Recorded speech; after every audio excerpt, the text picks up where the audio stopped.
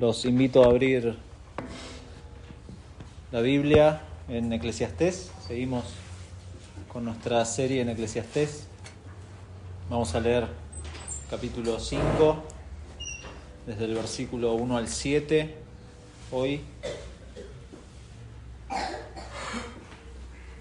Eclesiastés, capítulo 5, versículos 1 al 7, leemos y luego oramos para pedirle al Señor ayuda en este día. Dice versículo 1: Cuando fueres a la casa de Dios, guarda tu pie y acércate más para oír que para ofrecer el sacrificio de los necios, porque no saben que hacen mal. No te des prisa con tu boca, ni tu corazón se apresure a proferir palabra delante de Dios, porque Dios está en el cielo y tú sobre la tierra, por tanto sean pocas tus palabras. Porque de la mucha ocupación viene el sueño, y de la multitud de las palabras la voz del necio. Cuando a Dios haces promesas, no tardes en cumplirla, porque Él no se complace en los insensatos. Cumple lo que prometes. Mejor es que no prometas, y no que prometas y no cumplas. No dejes que tu boca te haga pecar, ni digas delante del ángel que fue ignorancia. ¿Por qué harás que Dios se enoje a causa de tu voz y que destruya la obra de tus manos? Donde abundan los sueños, también abundan las vanidades y las muchas palabras. Mas tú teme a Dios. Vamos a orar. Señor, te damos muchas gracias por esta mañana y gracias por invitarnos a venir a rendirte culto a ti, Señor. Si bien nuestros pasos nos trajeron hasta aquí, en primer lugar ha sido tu obrar en nuestros corazones para movernos a tus cosas. Nunca ha habido méritos en nosotros. De hecho, Padre, seguramente ahora estamos orando y cuán limitados estamos al hablarte, al leer tu palabra, al cantar las verdades que cantamos. Por eso necesitamos la guía de tu Espíritu Santo para comprender tu palabra, para asombrarnos de tus verdades, para ponerlas en práctica. Señor, necesitamos tu accionar sobrenatural sobre nosotros para ser santificados, para ser formados a la imagen de Cristo y para que también muchos sean salvos, Señor, por medio del Evangelio. Te pedimos, Padre, ayúdanos en este tiempo, danos claridad, guíame, Señor, a ser fiel a lo que dice tu palabra, a ser humilde delante de ti, Señor, y a temerte. Cuida a mis hermanos, cuídame a mí, Señor, guarda nuestros corazones en esta mañana. Te lo pedimos en el nombre de Jesús. Amén. Amén. Hoy recién hemos orado a Dios. Hemos leído una porción de las Escrituras, hemos cantado, nos hemos saludado. Posiblemente nos dijimos Dios te bendiga. Es siempre como no sé de dónde viene, es un latiguillo que tenemos, que viene, de algún lado viene, no sé de dónde, ya lo voy a investigar. Pero hemos hecho lo que comúnmente es parte de la liturgia. Y esa palabra liturgia nos suena más en el contexto de la religión católica, ¿no? Es como, tiene un peso histórico, pero sin embargo significa el conjunto de las formas o de las ceremonias que se llevan adelante en un culto público, lo que hacemos todos los domingos. Eso es la liturgia. De hecho, muchas de las cosas que hacemos son como mecánicas porque las adoptamos sin considerar la profundidad que tiene cada cosa que hacemos.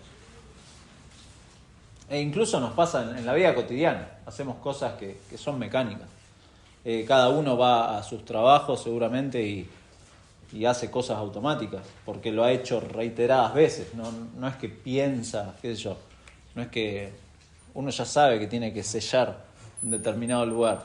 Estoy hablando de mí, pero uno sabe en sus trabajos, uno sabe los masajes, cómo tiene que darlos, uno sabe cómo manejarse en la administración de una empresa o en sus trabajos, en lo cotidiano, y lo hace en forma automática.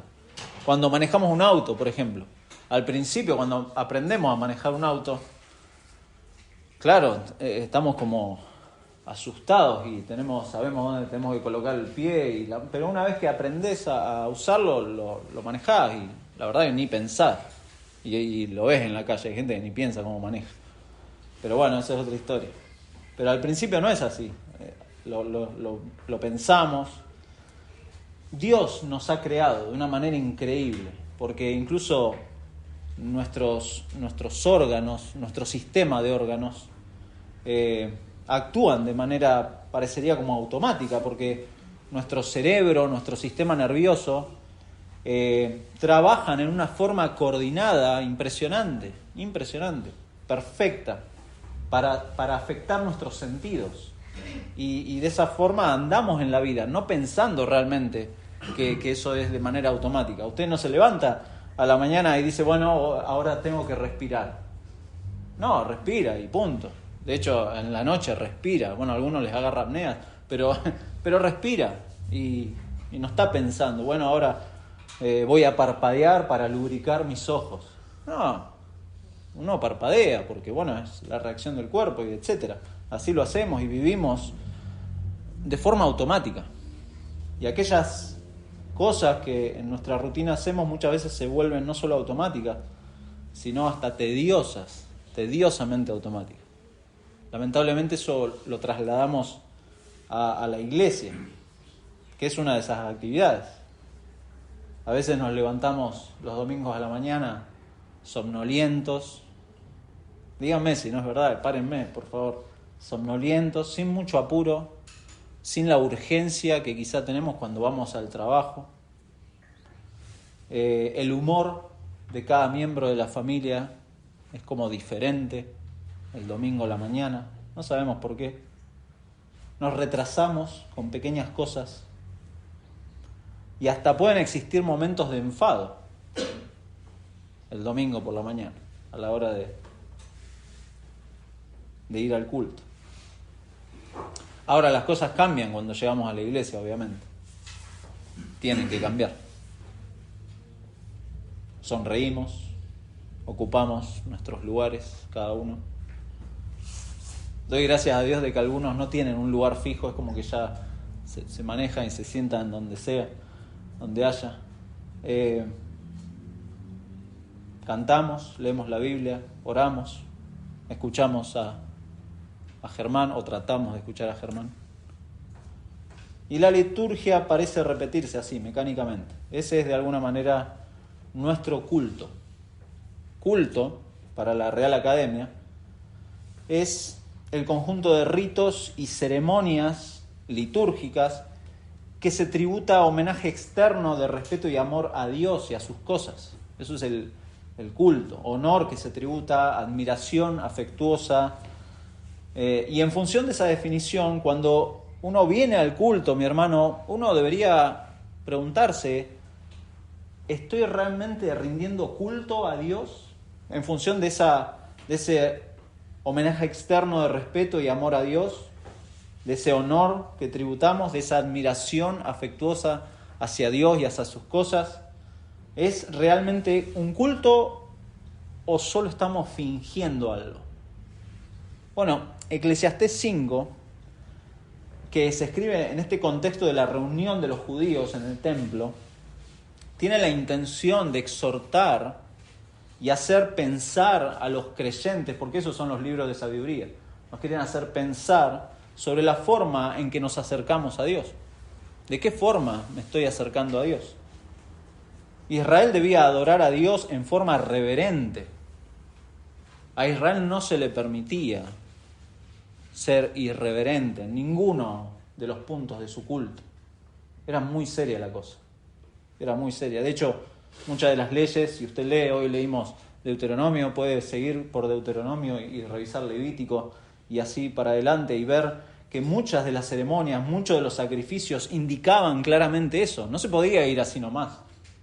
No se podía ir así nomás. ¿Por qué? Porque eso reflejaba el carácter de nuestro Dios. Para nosotros, de este lado de la cruz, si bien obviamente hemos cambiado cuestiones ceremoniales, obviamente no estamos matando ningún animal para acercarnos a Dios o para que perdone nuestros pecados, etc. Han cambiado cuestiones ceremoniales, pero el principio de venir delante de Dios en esta forma reverente no ha cambiado. No ha cambiado. Y ese es el tema de nuestro pasaje de hoy. Como creyentes debemos rendirle culto a nuestro Dios con reverencia. Con reverencia. Porque nuestro Dios merece esa reverencia. Escuchar, medir nuestras palabras, cumplir nuestras promesas, temer a Dios, son 4 cosas que acá habla Salomón en este consejo de sabiduría. Y después de haber contado esta experiencia, en los primeros capítulos lo hemos visto, acerca de cada área de nuestra vida, vanidad de vanidades, todo es vanidad, muchas de las preocupaciones cotidianas del trabajo, del tiempo, de las posesiones, habló un montón de cosas Salomón. Ahora se dirige a los creyentes que van al culto. Muy interesante. Porque da por sentado, cuando fueres a la casa de Dios. O sea, son los creyentes, son judíos que van al templo a adorar a Dios. No le escribe a personas incrédulas, no le escribe a personas que nunca se han acercado al templo, le escribe a los creyentes. Y estas exhortaciones son para personas que van al culto. Podemos decir que van a la iglesia, pero que a veces les cuesta prestar atención, que se pierden en sus mentes cuando oran, que están llenos de buenas intenciones de servir a Dios, pero que se complica cumplir esas intenciones, quedan en intenciones. Salomón le escribe a personas que saben que necesitan involucrarse en la obra, pero que siempre hay alguna excusa para no comprometerse en ese momento y quedar ahí en la nada. Y obviamente ni siquiera hablemos de hablar de nuestra fe durante la semana. Personas que posiblemente acá inician un programa serio de un estudio bíblico y lo dejan a medias y lo reinician decenas de veces. Y uno puede pensar así un montón de cosas. Personas que tratan de prestar atención en la iglesia, pero que usualmente pasan la mitad de su tiempo pensando en lo que tienen que hacer durante la semana. ¿Le ha pasado? A mí me ha pasado. Estar escuchando a un hermano que predica y de repente se pasa por la mente: uy, me olvidé de... Y Salomón habla de eso. Pero también escribe a personas que no se identifican con nada de lo anterior y piensan que está todo bien. Es decir, Salomón nos escribe a todos. La palabra de Dios nos habla a todos. Y por eso dice en versículo 1: cuando fueres a la casa de Dios, guarda tu pie. Guarda tu pie. ¿Qué tengo que...? No. Y lo entendemos, creo. Guarda tu pie es cuidar cómo andás. Cuidar cómo andás. En la Biblia de las Américas dice: guarda tus pasos cuando vas a la casa de Dios. Guarda tus pasos cuando vas a la casa de Dios. Y eso nos da el contexto de todo lo que sigue y nos dice: cuidado con lo que vas a hacer, porque usted, mi hermano, no viene a tomar mate con amigos, no viene a entretenerse un rato con a ver qué va a decir Germán hoy, a ver si me entretiene o no me entretiene, si me duermo más rápido o más lento. No viene a entretenerse, no viene a tomar mates, no viene a satisfacer su intelecto, no viene para que se escuche su voz ni mi voz. No venimos porque somos el centro del mundo. No, mi hermano, no somos el centro del mundo. Y eso es lo que Salomón quiere aclarar acá. No venimos a eso. Venimos y hemos sido, como orábamos, hemos sido invitados por Dios a venir. Invitados por Dios. Privilegiados de ser invitados. Por eso, cuidado, guardá tus pasos. Guardá tus pasos. ¿Y de qué manera? ¿Cuál es la forma correcta de guardar mis pasos? De guardar mis pies. Y ese es nuestro primer encabezado. Escuchar correctamente. Escuchar correctamente. Y acércate más para oír que para ofrecer el sacrificio de los necios, porque no saben que hacen mal. Acércate más para oír que para ofrecer el sacrificio de los necios. Esta es la primera exhortación. Nos dice que prestemos atención a la palabra de Dios, porque oír es oír la palabra de Dios. En el templo, oír se refiere a la lectura que hacían los sacerdotes de las Escrituras en primer lugar. Bueno, eso tenían que oír. Salomón asume acá que si el judío iba a la casa de Dios, había algo que escuchar, porque se abrían las Escrituras y se leían las Escrituras. Bueno, acércate más para escuchar las Escrituras. Y esta es la manera correcta de acercarse a Dios en adoración pública, es venir con oídos bien abiertos. Oídos bien abiertos. Así como el templo era un lugar de lectura y de predicación de la palabra, esto también es aplicable a cualquier lugar en donde se rinde culto a Dios. Acércate para escuchar la palabra de Dios. Acércate, no para escuchar tus voces internas o tus ideas. No, acércate a escuchar lo que Dios dice en su palabra. Muchas veces Dios le dijo a Israel en el Antiguo Testamento, y algunos lo conocen, hoy leímos Deuteronomio, y ahí está, Deuteronomio 6:4, la Shema, y Shema es oye Israel, y muchas veces, hay capítulo 5, capítulo 6 de Deuteronomio, se repite esa cláusula, oye Israel, escucha, ¿qué tienen que escuchar? La palabra de Dios, la voz de Dios por medio de su palabra, escucha Israel. Jehová nuestro Dios, Jehová uno es. Y siempre, si usted revisa la historia de Israel, es increíble, pero siempre previo a grandes pecados de Israel o a grandes caídas que tuvo Israel, uno puede ver un patrón que es muchas veces el desoír la palabra de Dios. Desoír la palabra de Dios. La tenían ahí permanentemente, pero no la escuchaban. Nos pasa a nosotros. La tenemos un montón de versiones, de todos los colores, unos diseños hermosos, la tenemos ahí, pero no la escuchamos. Fíjese en Esdras, es un ejemplo solamente, Esdras, capítulo 9 de Esdras. Es una conocida oración que hace Esdras, confesión de los pecados de Israel que hace Esdras, capítulo 9, versículo 3.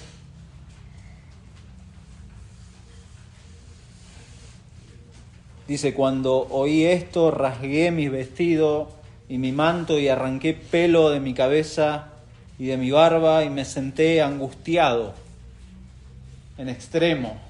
Versículo 6. Y dije: Dios mío, confuso y avergonzado estoy para levantar, oh Dios mío, mi rostro ante ti, porque nuestras iniquidades se han multiplicado sobre nuestra cabeza y nuestros delitos han crecido hasta el cielo. Tremenda la confesión que está haciendo en nombre del pueblo. Y versículo 15, fíjense la causa. Oh Jehová, Dios de Israel, tú eres justo, puesto que hemos quedado un remanente que ha escapado como en este día. Henos aquí delante de ti en nuestros delitos, porque no es posible estar en tu presencia a causa de esto. ¿Qué había pasado con Israel acá? No habían escuchado. Jesús mismo, repetidas veces en el Nuevo Testamento, en los Evangelios, dice: el que tiene oídos para oír, oiga. Muchas veces, incluso en Apocalipsis, capítulo 2 de Apocalipsis, no lo vamos a leer todo, pero solamente fíjese cómo le habla a las iglesias, le empieza a hablar a las iglesias y siempre al final de cada mensaje de las iglesias le dice, capítulo 2, versículo 7, el que tiene oído, oiga lo que el Espíritu dice a la iglesia. Versículo 11, el que tiene oído, oiga lo que el Espíritu dice a las iglesias. Versículo 17, el que tiene oído, oiga lo que el Espíritu dice a las iglesias, y así sucesivamente por las 7 iglesias, que Dios les tiene algo que decir, hay un mensaje. Y entonces ese es el problema principal. Este oídos para oír, oiga, es un verbo imperativo, no es una opción. No es una opción que el creyente tenga, si tiene que escuchar o no la palabra de Dios. Esto es importante, la voz de Dios por medio de su palabra inspirada, por medio de su palabra inerrante, autoritativa, suficiente. Eso es lo que el creyente tiene que escuchar. No tiene que escuchar, bueno, no, porque yo vi un video del pastor tal y está bien, está perfecto, siempre y cuando el pastor tal o cual abra la Biblia y explique y exponga fielmente la Biblia, y no que sea, bueno, no, porque yo vi la opinión de... No, la palabra de Dios, eso es importante. Escuche la palabra de Dios. Así que la primera pregunta que debemos hacernos para prepararnos para el culto, para venir al culto, es: ¿estoy preparado para escuchar la voz de Dios en su palabra? ¿Estoy preparado para venir a escuchar la voz de Dios en su palabra? ¿Está mi corazón abierto a la instrucción espiritual que Dios quiere hacerme por medio de su palabra? ¿Están mis oídos atentos? Porque sabemos que como dice Romanos 10:17, la fe viene por el oír. Y si bien en el contexto habla de salvación para una persona, la fe viene por el oír, pero también el crecimiento del cristiano viene por el oír de la palabra de Dios, no viene por ósmosis o por alguna cosa mística. No, usted tiene que escuchar la palabra de Dios, leerla, meditarla. Principalmente en el culto venimos a hacer eso. Pablo le dice a los cristianos de Éfeso que ahora en Cristo, ahora ellos son conciudadanos de los santos, capítulo 2, versículo 19, y miembros de la familia de Dios, edificados sobre el fundamento de los apóstoles y profetas, siendo la principal piedra del ángulo Jesucristo mismo, en quien todo el edificio bien coordinado va creciendo para ser un templo santo en el Señor. Pero se dio cuenta de algo que siempre pasamos como rápido: el fundamento de los apóstoles y profetas. Esa es la doctrina de los apóstoles y profetas. Esa es la palabra de Dios. Sobre eso y sobre la principal piedra del ángulo, que es Jesucristo, ese es el mensaje principal de toda la palabra de Dios. Ahí todo el edificio viene siendo edificado. El problema es que nos cuesta escuchar. Es fácil dejar que nuestros pensamientos divaguen. Es fácil eso. Nos resulta difícil escuchar la voz de Dios por medio de su palabra. Nos cuesta. Parecemos, siempre me acuerdo la imagen de los pollos sin cabeza. Le ha pasado, aquellos que tuvieran familiar en el campo quizá, le cortaban la cabeza a un pollo y el pollo salía, claro, para desangrarlo, ¿no? Y salía el pollo corriendo. Bueno, así parecemos, como pollos sin cabeza. A veces seguimos los movimientos de la adoración, del culto público, como pollos sin cabeza, como sin que nuestra mente y nuestro corazón se comprometa realmente con lo que pasa,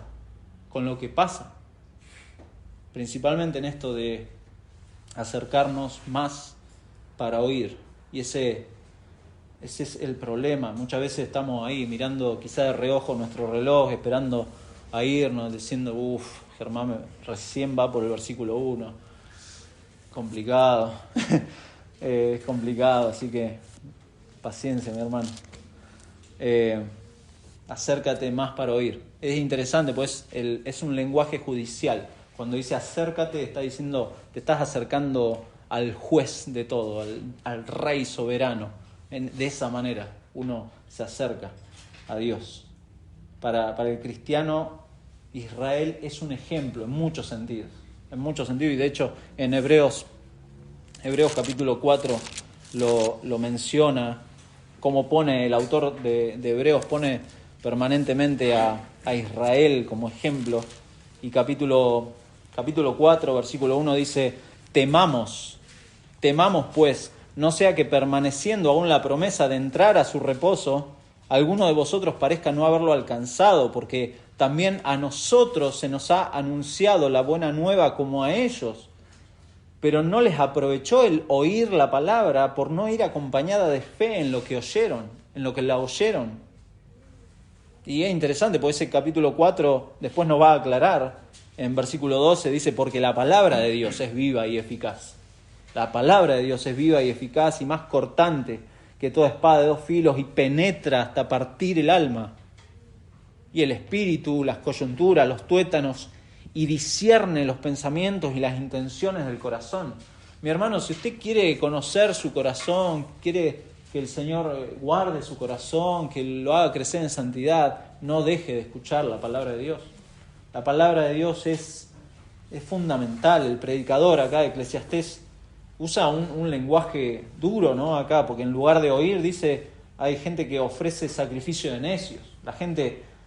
Estos que ofrecen sacrificio de necios, es gente que va igual al culto, pero con hipocresía. Con un corazón duro, con un corazón a la defensiva. Germán está tirando este palo porque seguramente pasó algo. No es la forma correcta. Cuando usted escucha a alguien predicar la palabra, escuche a Dios. Trate de discernir eso. Y trate de considerar el carácter de Dios en su palabra. Hay casos en la Biblia, Nadab y Abiú, no lo vamos a buscar en Levíticos 10. Nadab y Abiú fueron personas que se acercaron y ofrecieron un sacrificio extraño delante de Dios, tremendo. El ejemplo es, decir, bueno, no, claro, el Antiguo Testamento, durísimo.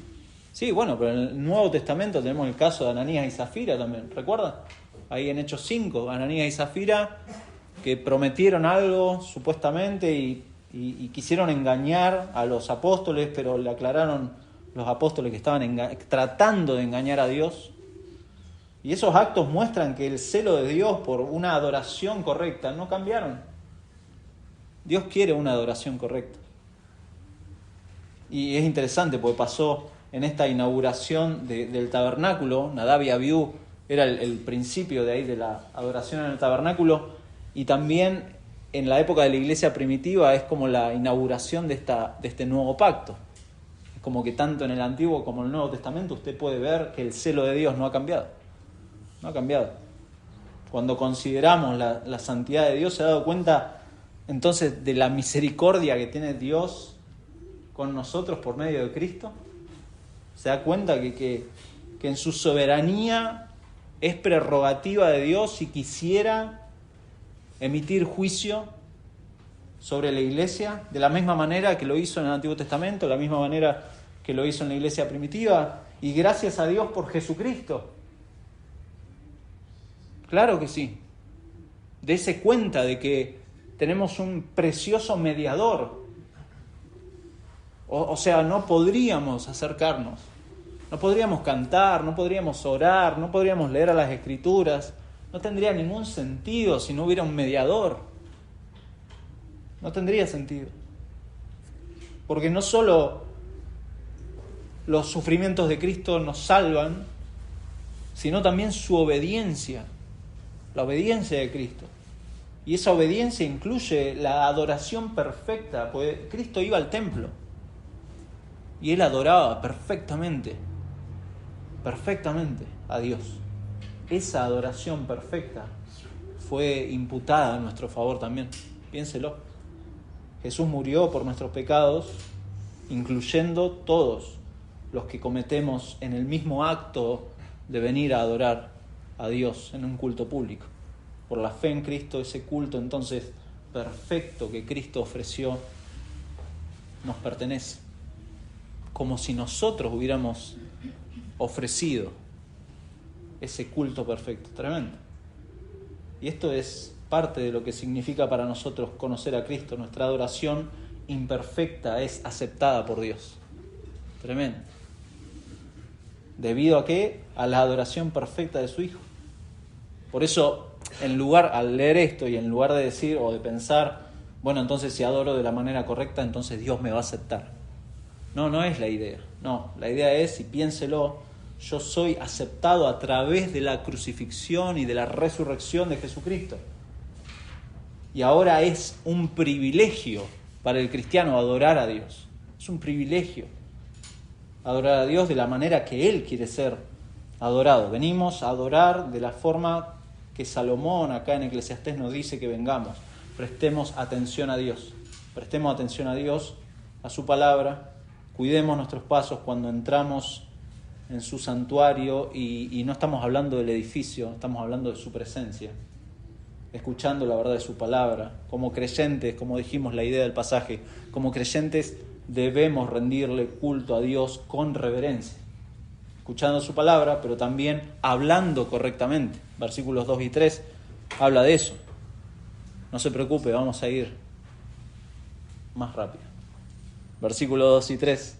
No te des prisa con tu boca, ni tu corazón se apresure a proferir palabra. Esta es la segunda exhortación. Y principalmente se refiere acá a la oración que ofrecemos a Dios.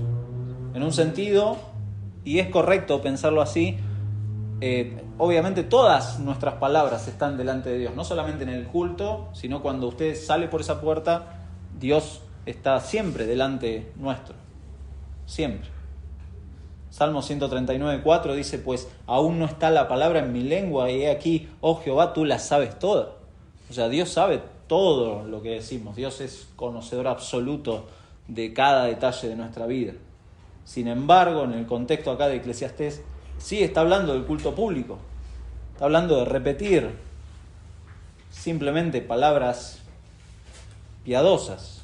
Y de repetir palabras piadosas no significa necesariamente que nuestras palabras provengan de un corazón piadoso. De eso está hablando.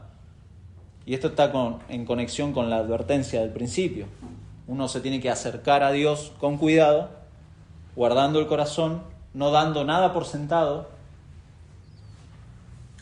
cuidándonos de la familiaridad. Ese es el problema. Muchas veces la familiaridad que tenemos entre nosotros pensamos que con Dios tiene que ser igual. Cuidado, cuida tus pies, cuida tus pasos, cómo te acercás delante de Dios. De nuevo, el autor de Hebreos, ya yendo al final de Hebreos, lo voy a citar varias veces. Hebreos 12, versículo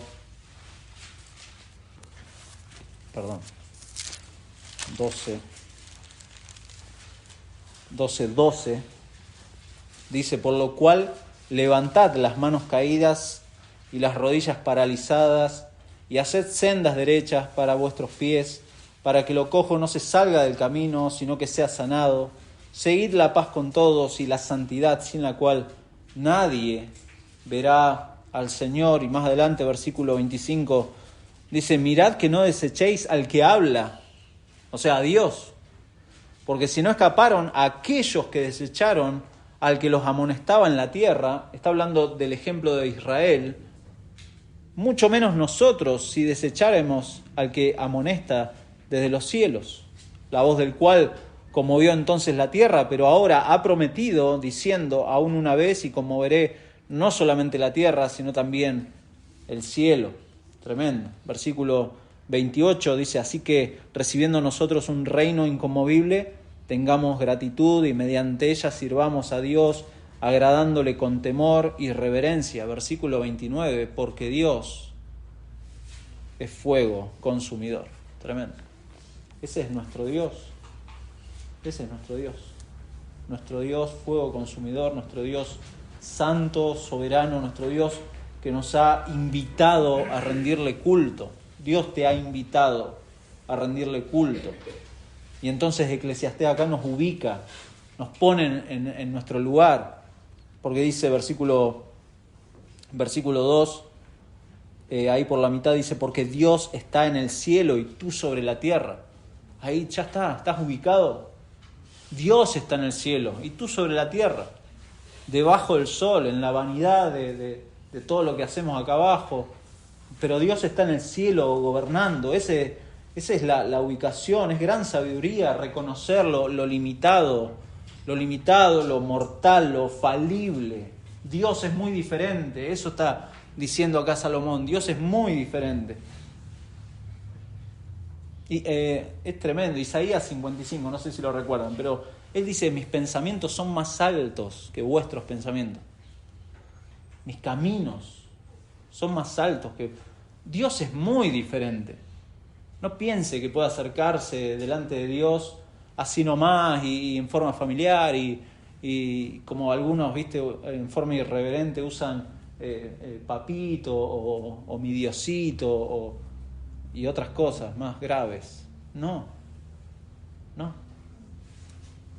Dios es diferente. Dios está en el cielo, tú sobre la tierra, por tanto, sean pocas tus palabras. ¿Ha tenido alguna vez la oportunidad de reunirse con alguien importante? Quizá, no sé si un político o alguien importante. Quizá su jefe lo considera alguien jerárquico y es importante. Bueno, ¿cómo se maneja delante de esas personas? ¿De qué manera se maneja delante de alguien que dirige una institución? ¿Se ha dado cuenta que naturalmente ante esas personas nos limitamos, somos cautos, nos manejamos con prudencia? Y con Dios no nos pasa así.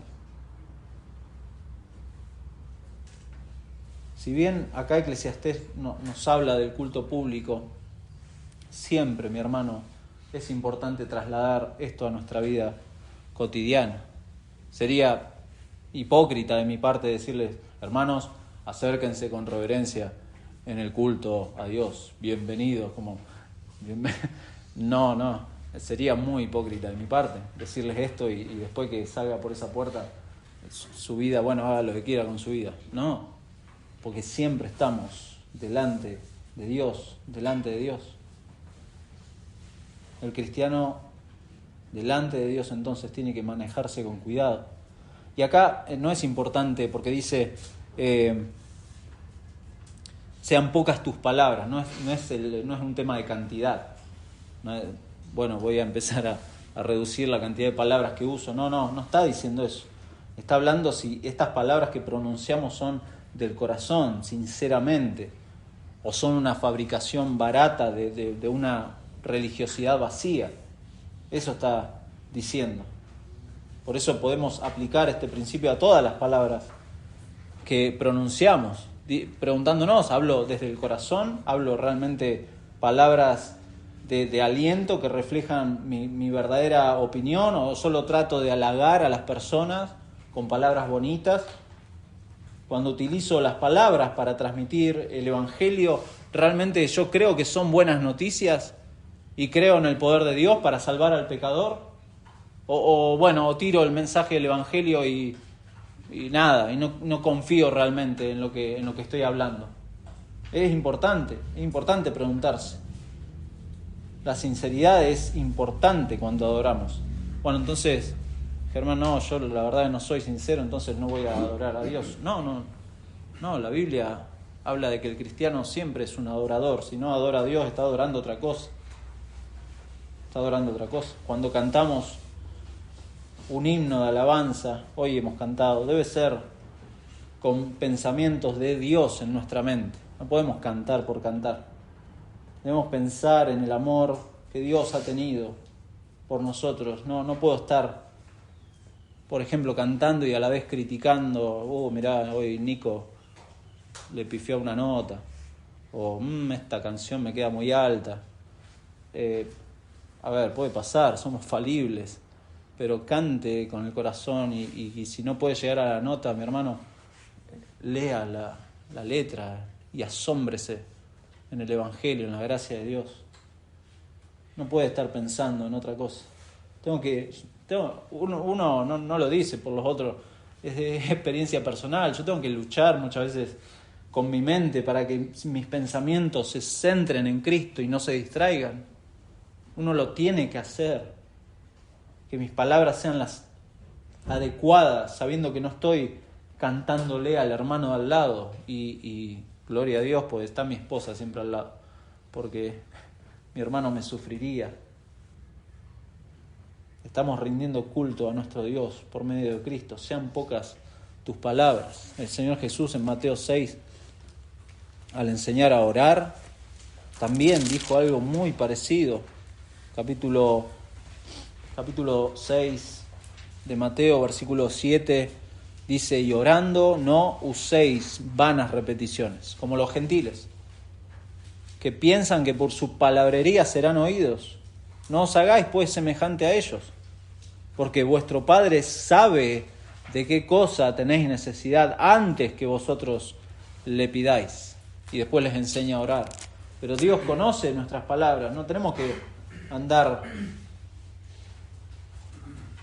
queriendo impresionar a Dios, no podemos, de ninguna manera. Por eso hay que venir a escuchar correctamente la palabra de Dios, hay que venir a hablar correctamente delante de Dios. En tercer lugar, no tenemos que jugar a la iglesia.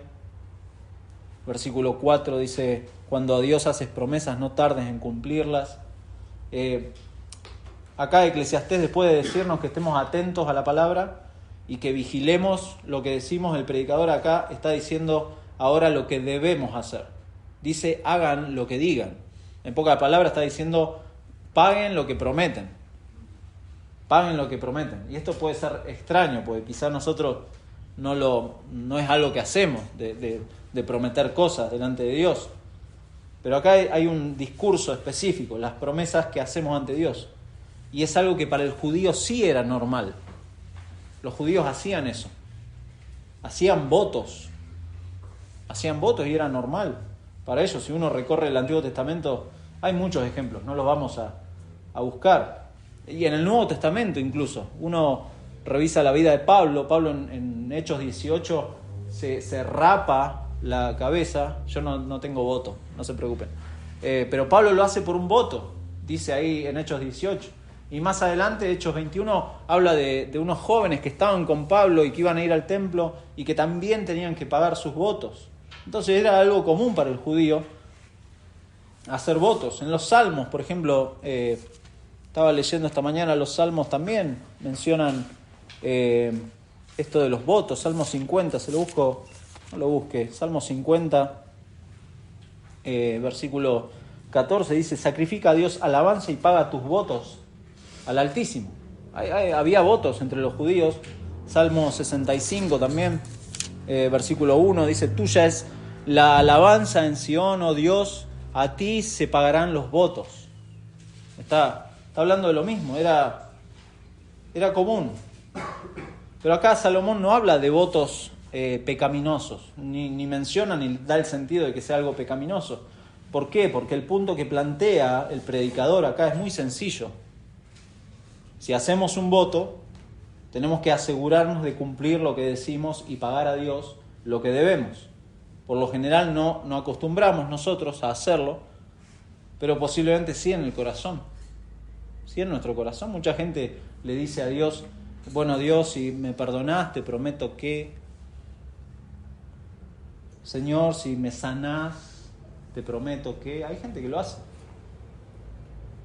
Dios, dame sabiduría para administrar los tiempos, para poder servirte mejor. Y cuando Dios nos da la sabiduría y nos da el tiempo, muchas veces olvidamos la promesa o el pedido que le hemos hecho.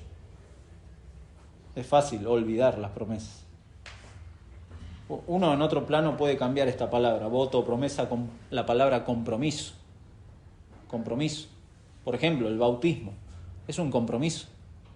Es un compromiso. Confesamos públicamente nuestra fe y nos comprometemos delante de la gente.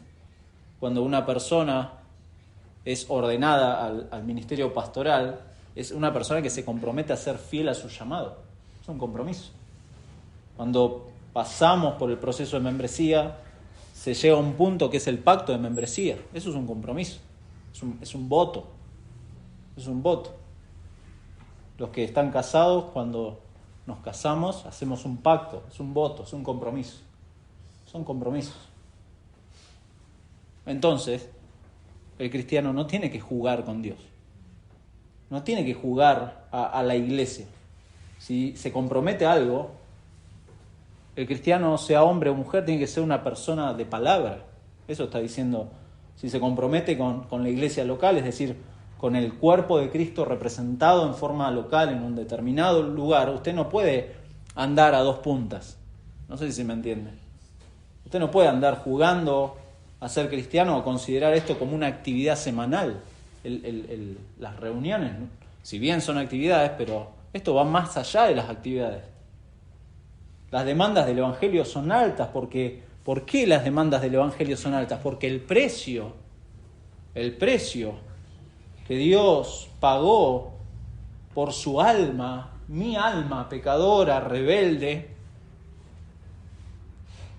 fue la preciosa sangre de Cristo. ¿Se da cuenta? Entonces, yo no puedo jugar con esto.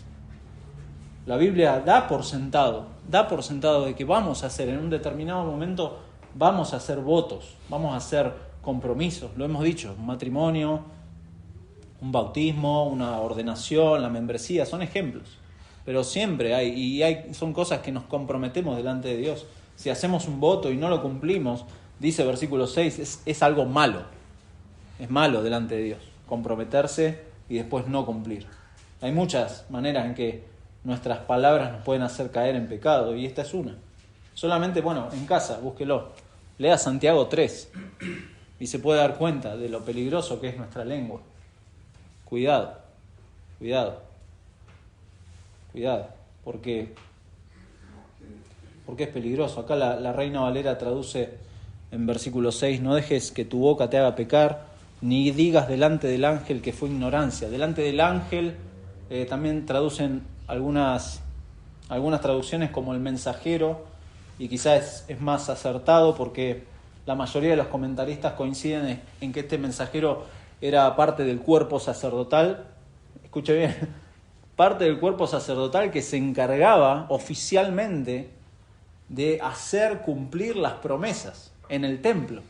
O sea, las promesas o los votos que los judíos hacían muchas veces eran conocidos, y entonces estos hombres se acercaban al hermano y le decía: ha cumplido su voto de lo que sea, ha presentado el sacrificio.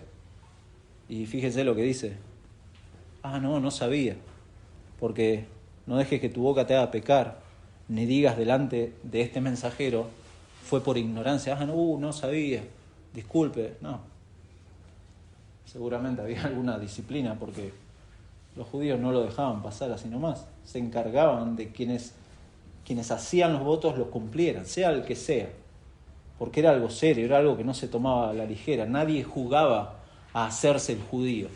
Imagínese, nadie jugaba a hacerse el judío y manejarse livianamente delante de Dios. Y en el Nuevo Testamento también lo hemos mencionado, el caso de Ananías y Zafira es un ejemplo. Hoy estaba cantando y pensaba en esto. ¿Se ha dado cuenta las cosas que prometemos cuando cantamos? Piénselo. Espero que nos ayude esto a ver las canciones de otra forma, porque decimos cosas muy importantes, tremendas cosas. Quizá, deberíamos revisar nuestras canciones. No vamos a hacer sería un laburo tremendo, pero revisar nuestras canciones y ver que no hagamos nada a la ligera, tampoco hagamos pecar a nadie diciendo cosas que quizá no entienden. Pero también cada cristiano debería ser consciente de su compromiso delante de Dios. En 2 Corintios, Pablo le habla a la iglesia en Corintios y les aclara, es tremendo, porque les dice que en forma preciosa que ahora en Cristo somos nueva criatura. Las cosas viejas han pasado, todas son hechas nuevas. Somos ministros de reconciliación. De esa forma rogamos a quienes nos oyen que se reconcilien con Dios. Hermoso. Pero antes de eso, versículo 14, capítulo 5, dice: porque es el amor de Cristo el que nos constriñe, pensando en esto, que si uno murió por todos, luego todos murieron. Versículo 15, y por todos murió, para que los que viven ya no vivan para sí, sino para aquel que murió y resucitó por ellos. Entonces, es tremendo. Acá nos dice que el amor de Cristo es el motor, lo que nos obliga a todo lo que sigue.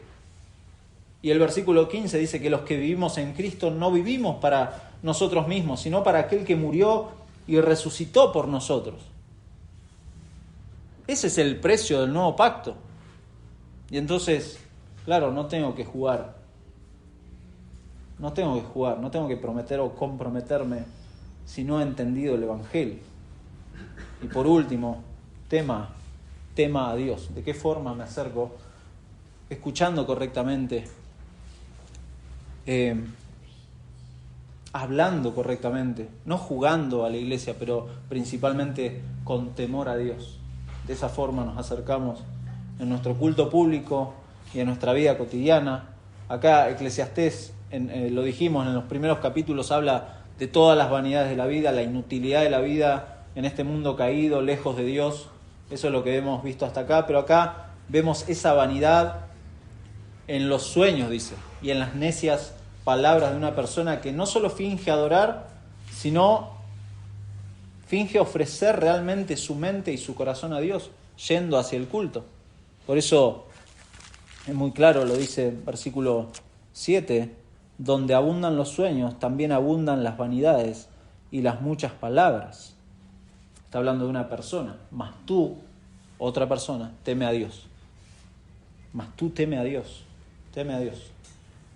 Los sueños son imágenes mentales, son pensamientos, emociones que ocurren cuando dormimos. Algunos sueñan despiertos y también son imágenes mentales, pensamientos. Planean cosas, personas que imaginan cosas, que tienen emociones confusas. Y con esa frase paralela, donde dice también abundan las vanidades y las muchas palabras, Eclesiastés lo que busca acá es ser enfático en esto de la adoración vacía, de la adoración vana. Por eso dijimos, la idea del pasaje es que como creyentes debemos rendirle culto a Dios con reverencia. Acá Eclesiastés 5 fue escrito para ayudarnos, mi hermano, a tomar a Dios más en serio cuando adoramos. No podemos venir livianamente. ¿Por qué? Porque es su culto, no el nuestro. No es nuestro culto. No se trata de usted, es su culto. Venimos a rendirle culto a nuestro Dios por medio de Cristo. Venimos a adorarle juntos y también le adoramos en la vida cotidiana. No se trata de usted, es acerca de Dios y de su gloria. Por eso Dios no quiere falsos espectáculos, no quiere, como dice una hermana, firuletes emocionales. No quiere lágrimas de cocodrilo. Quiere una adoración genuina, quiere toda su vida, quiere todo su corazón. Amarás al Señor con todo, no es, bueno. Y así el Señor progresivamente lo va haciendo en sus hijos, lo va convenciendo cada vez más acerca de la importancia de nuestro Dios y nos hace ir y venir a escuchar su palabra, a medir nuestras palabras, a cumplir las promesas, a comprometernos más con el Señor. Eso lo hace el Señor, sin duda. Temer a Dios. Son las cosas principales que acá Salomón nos da en este consejo de sabiduría. Y es algo que debería llevarnos a preguntarnos. Y acá lo de la aplicación, ¿de qué manera vengo a las reuniones? ¿Cómo viene a las reuniones, mi hermano? ¿Cómo se prepara? ¿Cómo se prepara? ¿Se prepara en oración? ¿Se prepara con expectativa de escuchar la palabra de Dios? ¿Cómo viene? Le pide al Señor, Señor, abrí mis oídos para escuchar tu voz, quiero escuchar tu palabra y quiero que mi vida sea transformada. Quiero que en mi corazón deje de andar dando vueltas con cosas que son dioses falsos. Y ¿cómo vengo? ¿Cómo son mis palabras? ¿Son apresuradas? ¿Canto mecánicamente? ¿Oro automáticamente? ¿Abundo en palabras y me cuesta escuchar a mi hermano? Cuando después estamos en comunión y estamos charlando, me cuesta escuchar o hablo. Me pasa a mí, me pasa. Hay veces me encuentro y les pido perdón. Hay veces los miércoles les pido perdón porque estoy hablando mucho y se los digo a los hermanos. Discúlpenme, tienen que hablar ustedes. Tengo que escuchar más. Y Y eso es importante. Palabras. ¿Cómo estoy comprometido con la iglesia local? A quienes considero mi familia espiritual, ¿cómo estoy comprometido? O todavía traigo ese pensamiento equivocado del mundo que dice, bueno, no, la espiritualidad es personal y privada. No, bíblicamente no es así. No, Dios ha formado un pueblo, no ha formado individuos. Él está reuniendo ovejas en un redil, no tiene rediles individuales. Él está preparando un lugar para nosotros. No está preparando habitaciones VIP para ciertos cristianos. No. ¿Cómo estoy comprometido? Mi adoración, ¿cómo es mi adoración? ¿Es vacía? ¿Es hipócrita? ¿Es sin temor delante de Dios? Mi hermano, si usted es creyente, un creyente verdadero, puede pasar por periodos, y de hecho los hay, periodos de crisis, periodos en donde la fe se debilita, puede haber, los hay, pero si su corazón está receptivo a las exhortaciones de la palabra, vaya en oración, confiese su pecado delante de Dios y sea restaurado por el Señor para que el engaño del pecado no lo endurezca. Hebreos habla de eso. El pecado es engañoso y endurece. Considere si está leyendo, si está orando. Sí, Germán, yo estoy leyendo, yo estoy orando. Pero ¿cómo lo está haciendo? ¿Está teniendo comunión y está usando los medios de gracia en forma vacía y automática porque los tengo que hacer? ¿Por qué? Porque eso después se ve en la rutina, se ve en la diaria, se ve. Entonces pídale al Señor ayuda, porque si usted es un creyente, Dios lo va a ayudar, Dios lo va a guiar. Dios le va a mostrar de nuevo el valor del Evangelio en su vida y lo va a guiar a eso. Considere estas cosas si es creyente. Y si no es creyente, bueno, ¿qué puede hacer, no? Si no es creyente, y en el caso de que Dios le haya convencido de su condición caída, y si Dios lo humilla con su palabra, bueno, vaya con ese corazón humillado delante de Dios y pídale misericordia. Misericordia.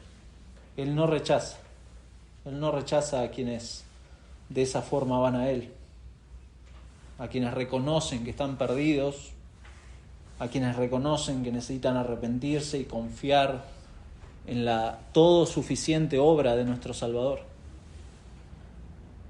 Pagar el precio. Él pagó el precio. Él pagó el precio. Él nos justificó. Él nos lleva delante de Dios. Entonces el incrédulo lo único que puede hacer es ir delante de Dios humillado. Vamos a terminar con Hebreos capítulo 4. Hebreos capítulo 4. Ya hemos leído bastante de Hebreos. Porque justamente Hebreos habla mucho del culto. Habla muchísimo de la forma que ahora el creyente puede acercarse delante de Dios. Y muestra increíble, en forma paralela, las cosas que tenían los judíos, pero cómo Dios nos ha dado a Cristo y muestra eso, la supremacía de Cristo en todo lo que es nuestra vida. Y capítulo 4, versículo 14, hablando de Cristo, dice: por tanto, teniendo un gran sumo sacerdote que traspasó los cielos, Jesús, el Hijo de Dios, retengamos nuestra profesión, porque no tenemos un sumo sacerdote como los del Antiguo Testamento, que no pueda compadecerse de nuestras debilidades, sino uno que fue tentado en todo según nuestra semejanza, pero sin pecado. Acerquémonos, pues, confiadamente al trono de la gracia, para alcanzar misericordia y hallar gracia para el oportuno socorro. Y más adelante, usando esta misma palabra, acerquémonos a Dios. Capítulo 10, versículo 19. 10:19. Así que, hermanos, teniendo libertad para entrar en el lugar santísimo por la sangre de Jesucristo, por el camino nuevo y vivo que Él nos abrió a través del velo, esto es, de su carne, y teniendo un gran sacerdote sobre la casa de Dios, acerquémonos con corazón sincero, en plena certidumbre de fe, purificados los corazones de mala conciencia y lavados los cuerpos con agua pura.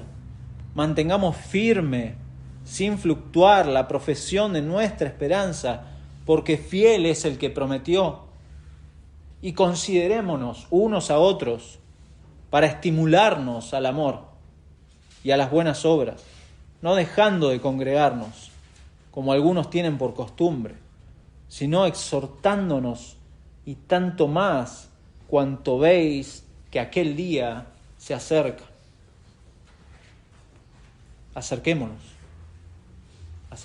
a nuestro Dios, acerquémonos de esta forma.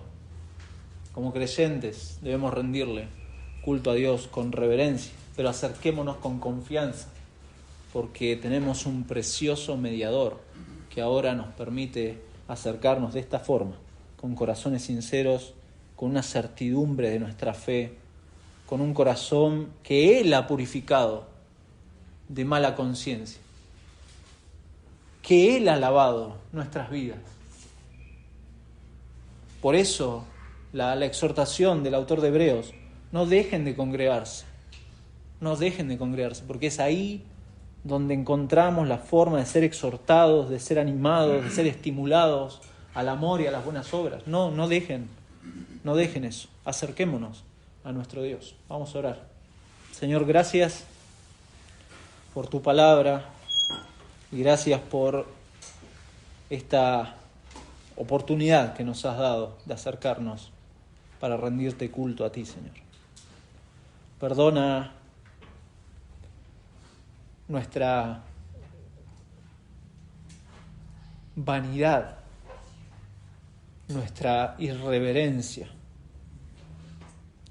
Perdona nuestros pensamientos cuando divagan y piensan en estas cosas debajo del sol.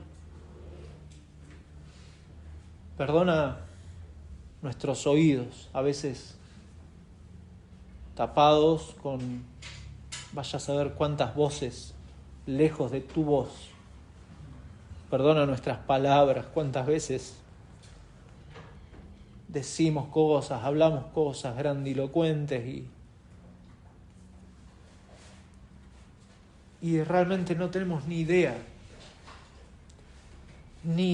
si no fuera por justamente tu palabra que nos muestra tus verdades.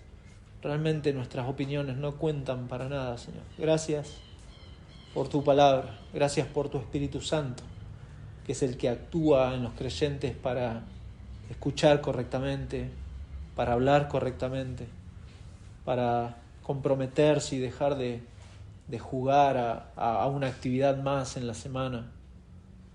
Señor, gracias porque el temor que ahora el creyente puede tener es por causa de lo que el Espíritu Santo ha hecho en el corazón de uno, mostrarnos a Cristo, regenerar nuestra vida, Señor, darnos nueva vida. Señor, gracias por esa obra maravillosa que el Evangelio hace posible, obra que también anhelamos, Señor, obres en esos corazones que aún están endurecidos delante de ti y creen que se pueden acercar y vivir su vida en forma relajada y familiar, pensando de que tú eres un Dios similar a ellos, Señor. Cuán diferente eres tú, Señor, a la humanidad, y rogamos, Señor, que obres en esos corazones también, para salvación, para perdón de pecados, para que puedan abrazar a Cristo, el único